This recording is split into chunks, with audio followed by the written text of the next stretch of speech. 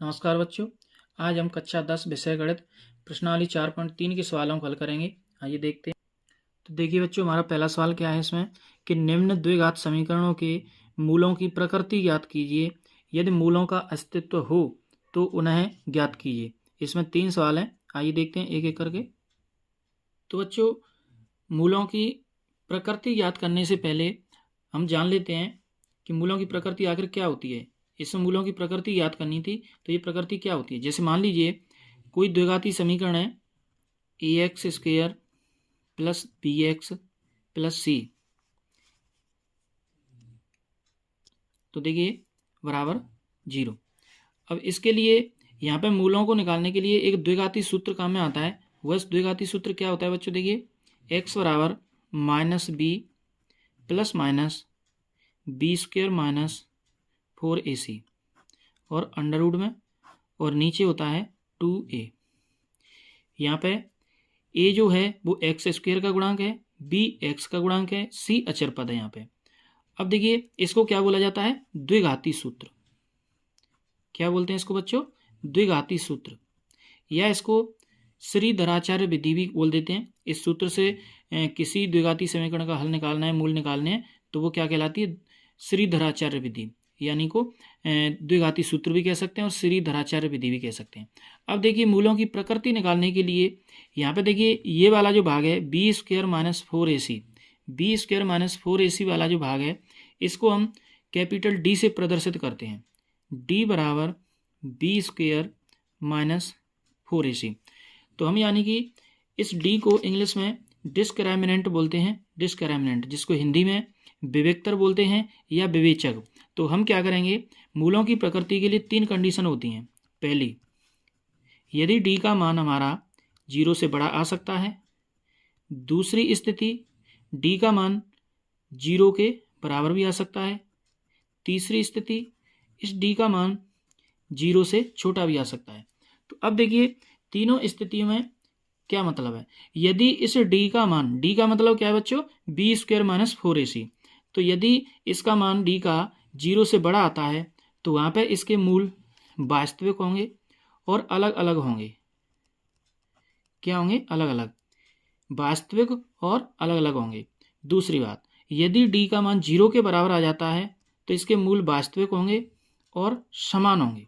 ये बच्चा आपको ध्यान रखना पड़ेगा कि इस वाली स्थिति में मूल कैसे होंगे, वास्तविक और समान। और बच्चों इस वाली स्थिति में यानी d का मान 0 से छोटा आता है, 0 से छोटा होने का मतलब है ऋणात्मक, यानी यदि d का मान ऋणात्मक आ जाता है तो हम बोलेंगे हम कि मूल वास्तविक नहीं है। तो बच्चों ये वाली स्थिति बहुत ही महत्वपूर्ण है कि 0 से छोटा आ जाता है, यानी 0 से छोटा आने का मतलब हुआ कि यदि d का मान ऋणात्मक आ जाता है तो उस वाली स्थिति को क्या बोलेंगे, d इज लेस देन 0, यानी g 0 से छोटा है। तो इसका मतलब क्या होगा बच्चों कि मूल वास्तविक नहीं है। और यदि d का मान 0 के बराबर आ जाता है तो मूल वास्तविक हैं और समान हैं। और d का मान 0 से बड़ा आता है तो मूल वास्तविक हैं और अलग अलग हैं। अब आइए देखते हैं सवालों में इसका प्रयोग कैसे करें। देखिए पहला सवाल, तो बच्चों ये हमारा पहला सवाल, 2x² माइनस 3x प्लस 5 बराबर 0। अब यहाँ से बच्चों a का मान क्या होगा, मैंने बताया था कि a कौन होता है, x² का गुणांक। तो यहाँ से a का मान हो गया कितना, 2, कॉमा यहाँ से b का मान कितना होगा, -3, और कॉमा c क्या होता है, अचर पद, यानी कि वो कितना है, 5। अब देखिए यहाँ से मुझे निकालना है d, तो d क्या होता है मेरा, चूंकि d बराबर होता है b² माइनस 4ac, तो यहाँ से निकालते हैं। देखिए b का मान कितना है, -3, तो -3 का वर्ग -4 गुणा a का मान कितना है, 2, गुणा c का मान कितना है, 5। अब देखिए माइनस का वर्ग करोगे प्लस हो जाएगा और 3 का वर्ग हो जाएगा 9, -4 गुणा 2 8 और 8 पंजे 40, और यहाँ से कितना मिला, -31। तो बच्चों यहाँ पे माइनस आ चुका है, तो इसका मतलब क्या हुआ कि d यानी कि छोटा है 0 से, यानी कि ये ऋणात्मक है। तो यहाँ पे हम क्या लिख देंगे कि अतः मूल वास्तविक नहीं है। अभी मैंने बताया था कि यदि d का मान 0 से छोटा आ जाए यानी ऋणात्मक आ जाए तो उस स्थिति में द्विघातीय समीकरण के मूलों की प्रकृति कैसी होगी कि मूल वास्तविक नहीं है। आइए देखते हैं इसका। तो देखिए बच्चों, ये इसका सेकंड सवाल। अब इसमें बच्चों देखिए ए का मान कितना होगा 3 और बी का मान कितना होगा -4√3 और सी का मान कितना होगा 4। अब देखिए निकालते हैं डी। चूंकि डी बराबर b² - 4ac, तो यहाँ से देखिए b का मान कितना है बच्चों 4√3 और इसका वर्ग करेंगे -4 गुणा ए का मान कितना है बच्चों 3 गुणा सी का मान कितना है 4। अब देखिए माइनस का वर्ग करेंगे तो प्लस हो जाएगा और इसका वर्ग करना है मुझे, तो इसका वर्ग कैसे करेंगे देखिए यहाँ पर लिखता हूँ 4√3 और इसका करना है मुझे वर्ग।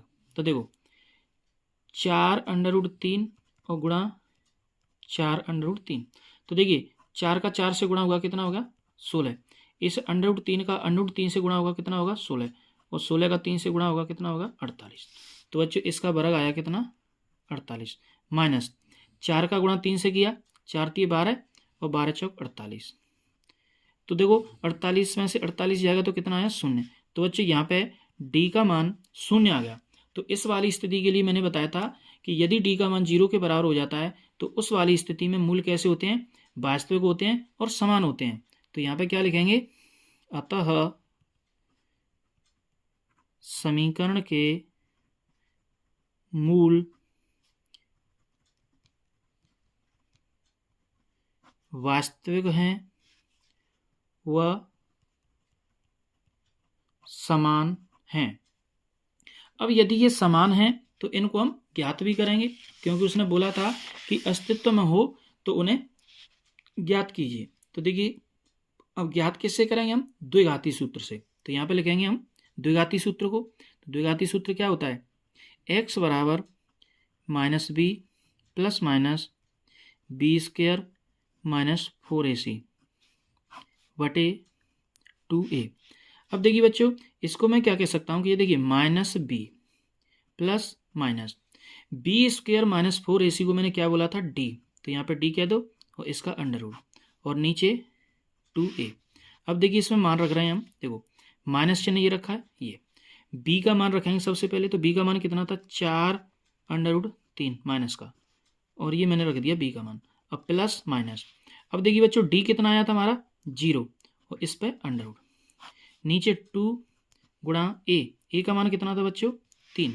अब देखिए इस माइनस का माइनस से गुणा होगा तो प्लस हो जाएगा और ये हो गया 4√3 प्लस माइनस 0 का वर्गमूल 0, तो यहाँ से ये 0 में चला गया। अब नीचे कितना है देखिए 2 गुणा 3 यानी कि 6। इसको थोड़ा सा सरल कर लेंगे तो देखिए यहाँ से 2 से ये 2 बार कटेगा और 2 से ये 3 बार कटेगा, तो ये हो गया 2√3 बटे 3। अब देखिए इसको भी मैं थोड़ा सा सरल करूँगा, कैसे देखो ये 2√3, ये जो नीचे 3 है इसको मैं लिख सकता हूँ कि √3 गुणा √3, तो इस √3 से ये वाली √3 कट जाएगी और ये कितना आ जाएगा 2/√3। अब देखिए हम पहले ही बता चुके हैं कि इसके मूलों की प्रकृति कैसी आई है वास्तविक हैं और समान हैं। तो यहाँ पे 2 मूल आएंगे कौन कौन से कि अतः जो मूल हैं वो एक तो आएगा x बराबर 2/√3 और दूसरा क्या आएगा उतना ही आएगा क्योंकि मूल समान हैं, तो x बराबर 2/√3। ये हमारे दोनों मूल आ चुके हैं क्योंकि मूलों की प्रकृति कैसी आई थी वास्तविक और समान, तो ये हमारे दोनों मूल समान हो गए 2/√3 2/√3। आइए देखते हैं अगला सवाल। तो ये बच्चों हमारा तीसरा सवाल। तो देखिए यहाँ पे a का मान कितना होगा बच्चों 2, b का मान कितना होगा -6 और c का मान कितना है 3। अब देखिए यहाँ से d का मान निकालते हैं, तो यहाँ पे लगेंगे चूंकि d बराबर b² - 4ac, b का मान कितना है -6 और इसका वर्ग -4 गुणा a का मान कितना है 2 गुणा c का मान कितना है 3। अब देखिए माइनस का वर्ग करोगे प्लस में बदल जाएगा, 6 का वर्ग कितना हो गया 36 माइनस 4 गुणा 2 कितना हो गया 8 और 8 गुणा 3 24। अब देखिए 36 में से 24 जाएंगे तो कितना बचा 12। इसका मतलब है कि ये धनात्मक है, यानी कि इस d का मान बड़ा है किससे 0 से, ये वाली पोजीशन आई। तो इसमें मूल कैसे होते हैं यहाँ पे लिखेंगे मूल वास्तविक हैं और अलग अलग हैं। तो यहाँ पे लिखेंगे अतः समीकरण के मूल वास्तविक व अलग अलग हैं। तो ये हमने लिख दिया। अब अलग अलग हैं तो इसको अब ज्ञात करेंगे। तो ज्ञात करने के लिए यहाँ पे हम द्विघाती सूत्र को लिखेंगे। क्या सूत्र है देखिए, x बराबर minus b plus minus b square minus 4ac under root में और नीचे 2a। अब बच्चों मैंने बता देखिए इसको मैं क्या लिख सकता हूँ कि minus b plus minus b square minus 4ac पूरा निकाल चुका हूँ जिसको मैं क्या बोलता हूँ डी, तो अंडर रूट में डी नीचे 2a। अब देखिए माइनस ये वाला माइनस b का मान कितना था -6, तो यहाँ पे रखेंगे -6 प्लस माइनस डी का मान कितना है बच्चों 12 और ये अंडर रूट में और नीचे कितना है 2 गुणा ए का मान कितना है 2। अब देखिए इसको थोड़ा सा और सरल करते हैं। माइनस गुणा माइनस करोगे तो कितना हो जाएगा ये प्लस और ये 6 प्लस माइनस ये 12 है। इस 12 को मैं क्या कह रहा हूँ देखिए यहाँ पे अंडर रूट 12 है, 12 को लिख सकता हूँ मैं यहाँ पे 4 गुणा 3 और 4 का वर्गमूल कितना हो जाएगा 2, तो ये हो जाएगा 2 अंडर रूट 3। तो यहाँ पे आ जाएगा 2 अंडर रूट 3 और नीचे कितना देखिए 2 गुणा 2 4। अब देखिए यहाँ पे ऊपर से मैं 2 कॉमन ले लेता हूँ तो ये हो जाएगा 3 प्लस माइनस अंडर रूट 3 नीचे कितना है बच्चों 4, 2 से इसको काट देंगे 2 बार तो ये हो जाएगा 3 प्लस माइनस अंडर रूट 3 बटे 2। अब देखिए इसके दो मूल आ जाएंगे, एक प्लस वाला और एक माइनस वाला। तो देखिए यहाँ से x बराबर एक तो क्या आ जाएगा 3 प्लस अंडर रूट 3 बटे 2 और दूसरा x बराबर क्या आ जाएगा 3 माइनस अंडर रूट 3 बटे 2। तो ये हमारे दो मूल आए, यही हमारा आंसर है। तो इस प्रकार बच्चों ये हमने इसका पहला सवाल कंप्लीट कर लिया। देखिए बच्चों अगला सवाल नंबर 2 क्या सवाल है देखिए कि निम्न प्रत्येक द्विघात समीकरण में k का ऐसा मान ज्ञात कीजिए जिसके कि उसके दो बराबर मूल हों। तो इसमें बच्चों दो सवाल दे रखे हैं, आइए देखते हैं दोनों को। इसमें बच्चों पहले ही बोल रखा है उसने कि इसके जो मूल हैं वो कैसे हैं बराबर, यानी इसका मतलब है कि जो d की स्थिति है वो कैसी है 0 के बराबर। तो आइए देखते हैं। तो देखिए बच्चों यहाँ से a का मान कितना दे रखा है सवाल में 2 और यहाँ से b का मान कितना है k और c का मान कितना है 3। तो अब देखिए उसने बोला है चूंकि मूल बराबर हैं, चूंकि मूल बराबर हैं तो इसका मतलब क्या होगा d किसके बराबर होगा 0 के पहले से ही, और d का मान कितना होता है सूत्र b स्क्वायर माइनस 4ac बराबर 0। अब देखिए b का मान रखेंगे तो b का मान कितना है k, तो k स्क्वायर माइनस 4 a का मान कितना है 2 गुणा c का मान कितना है 3 बराबर 0। यहाँ से k स्क्वायर बराबर 4 गुणा 2 8, 8 3 24, तो यहाँ से 24 का वर्गमूल। अब देखिए इसको क्या बोल सकते हैं हम 4 गुणा 6, तो देखिए 4 गुणा 6 इससे क्या होगा कि 4 का वर्गमूल कितना आ गया 2 और 6 रह गया इसमें अंदर। अब देखिए यहाँ पे यानी कि वर्गमूल लेने के बाद में संख्या प्लस माइनस की आती है, तो k का मान कितना आ गया बच्चों प्लस माइनस 2 रूट 6, तो यहाँ पे लिख देंगे अतः k का मान प्लस माइनस 2 अंडर रूट 6 है। तो बच्चों दूसरे का ये पहला सवाल हमने कर लिया, आइए देखते हैं इसका सेकंड सवाल। तो बच्चों ये हमारा दूसरे का सेकंड सवाल। इसमें क्या करना है देखिए सबसे पहले इस संख्या का इसमें गुणा करेंगे कोष्टक में। तो देखिए के एक्स का इससे गुणा होगा तो ये हो जाएगा के एक्स स्क्वायर माइनस 2 के और एक्स प्लस 6 बराबर 0। अब देखिए बच्चों यहाँ से जो a का मान है वो कितना हो जाएगा k और जो b का मान है वो हो जाएगा हमारा -2k और ये c का मान है वो हो जाएगा हमारा 6। अब देखिए उसने बोला है चूंकि मूल बराबर हैं तो हम समझते हैं कि d का मान 0 के बराबर होगा। d का सूत्र क्या होता है v स्क्वायर माइनस 4ac बराबर 0। अब देखिए बी का मान रखेंगे यहाँ पे, बी का मान कितना है -2k इसका वर्ग -4 गुणा ए का मान कितना है k गुणा सी का मान कितना है 6 बराबर 0। अब देखिए माइनस का वर्ग करोगे प्लस हो जाएगा, 2 का वर्ग 4 हो गया और k का हो गया k² माइनस 4 गुणा 6 करोगे 24 और ये k बराबर 0।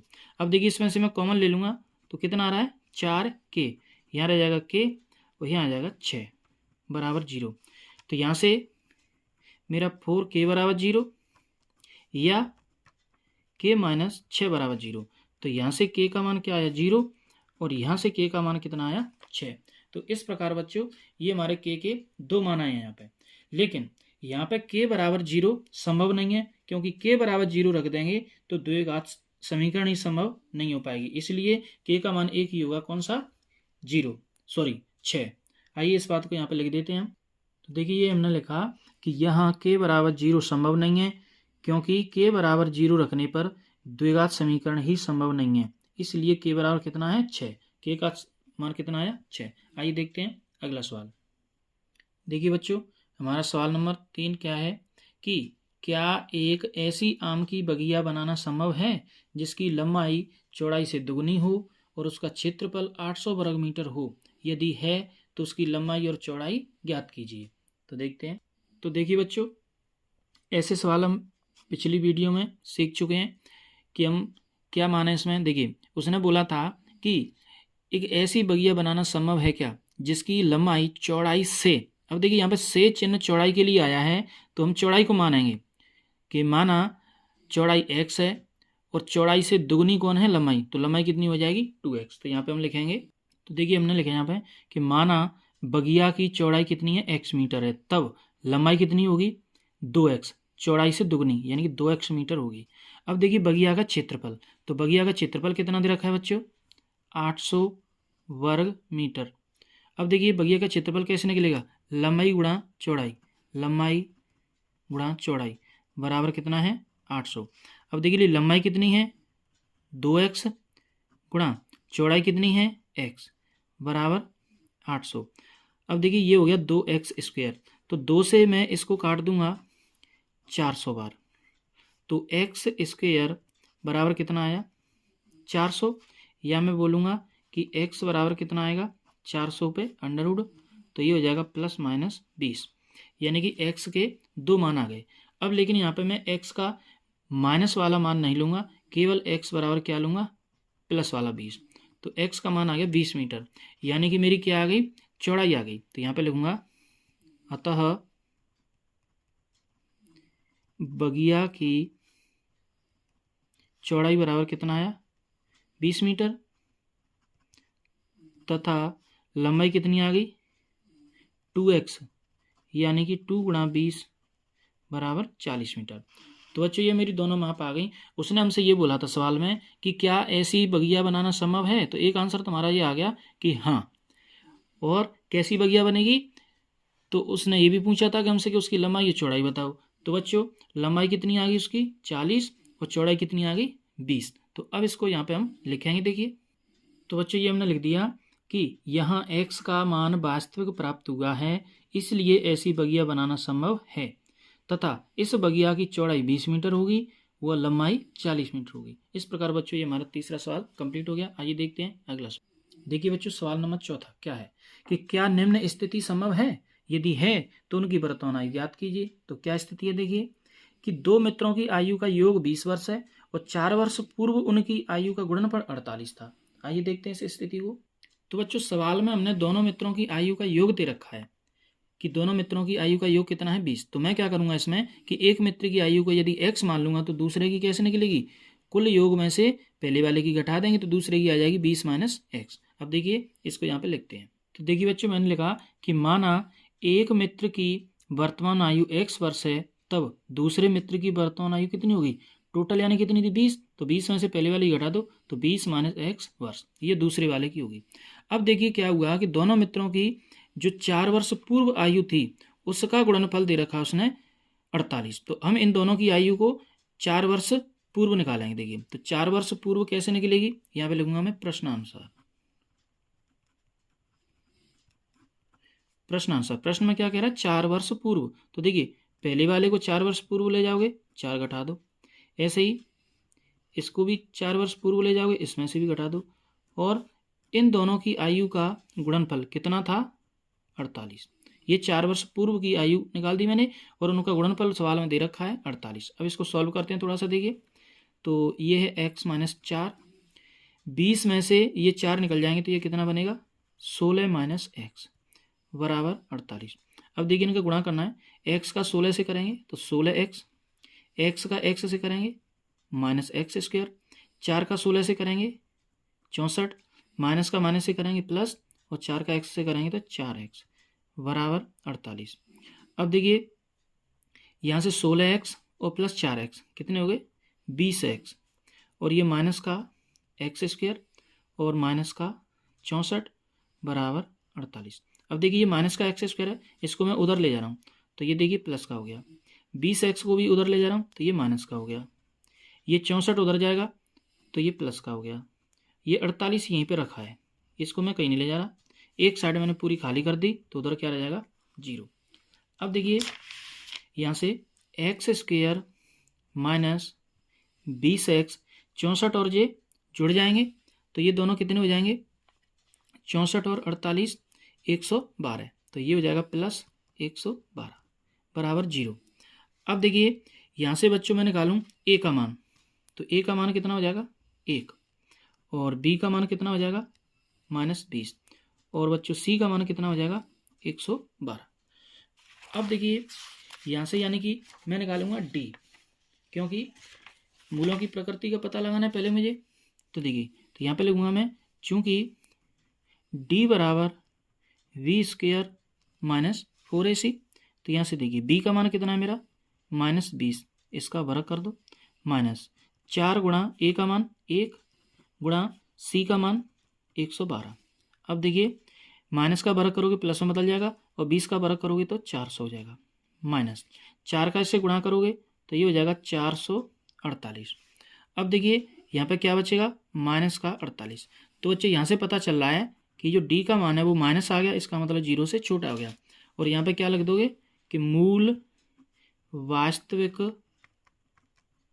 नहीं है, मूल वास्तविक नहीं है। उसके बाद हम लिखेंगे कि इसलिए यह स्थिति संभव नहीं है, यह स्थिति संभव नहीं है। तो इस प्रकार बच्चों ये हमने सवाल नंबर 4 कंप्लीट कर लिया। आइए देखते हैं इसका अंतिम सवाल 5वां। तो 5वां सवाल क्या है, देखिए तो देखिए बच्चों ये हमारा सवाल नंबर 5 कि क्या परिमाप 80 मीटर तथा क्षेत्रफल 400 वर्ग मीटर के एक पार्क को बनाना संभव है, यदि है तो उसकी लंबाई और चौड़ाई ज्ञात कीजिए। तो देखते हैं। तो देखिए बच्चों इसमें परिमाप दे रखा है 80 मीटर और क्षेत्रफल दे रखा है 400 वर्ग मीटर। तो देखिए सबसे पहले हम इसमें परिमाप की बात करते हैं, और इसका हमें ये नहीं पता है कि ये आयत है या वर्ग है, लेकिन यहाँ से पता चल रहा है कि उसने लास्ट में पूछा है कि उसकी लंबाई और चौड़ाई ज्ञात करो, इसका मतलब ये हुआ कि ये जरूर आयत है। तो यहाँ पे परिमाप की बात करते हैं, कितना दिया है देखिए, चूंकि परिमाप बराबर कितना दिया है 80। अब परिमाप का बच्चों सूत्र क्या होता है, आयत का परिमाप 2 गुणा लंबाई प्लस चौड़ाई बराबर कितना है 80। 2 से ये 80 कट जाएगा 40 बार, तो यहाँ से हमारा क्या आ गया, लंबाई प्लस चौड़ाई बराबर कितनी आ गई 40। तो इससे बच्चों हमको क्या मिल गया कि लंबाई और चौड़ाई का योग मिल गया।